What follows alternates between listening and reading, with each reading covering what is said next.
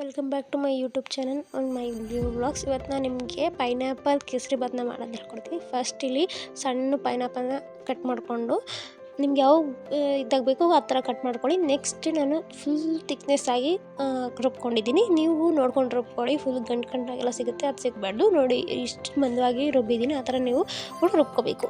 And next ಇಲ್ಲಿ ನಾನು ಒಂದು ಪಾತ್ರೆಗೆ ತುಪ್ಪನ ಹಾಕ್ಕೊಂಡು 1 ಕಪ್ ಆಗೋಷ್ಟು ಸಣ್ಣ ರವೆನ ಎತ್ಕೊಂಡಿದ್ದೀನಿ. ಆ ಸಣ್ಣ ರವೆನ ಚೆನ್ನಾಗಿ ರೋಸ್ಟ್ ಮಾಡಬೇಕು. ಅದು ಕೆಂಪಾಳ ಬರುತ್ತೆ ಅಂತಾರಲ್ಲ, ಫುಲ್ ಕೆಂಪು ರೆಡ್ ಆಗಬೇಕು. ಆ ಥರ ನೀವು ಹುರ್ಕೊಬೇಕು. ಆ್ಯಂಡ್ ನೆಕ್ಸ್ಟ್ ಒಂದು ಕಡೆ ನೀವು ಬೇಕಾದ್ರೆ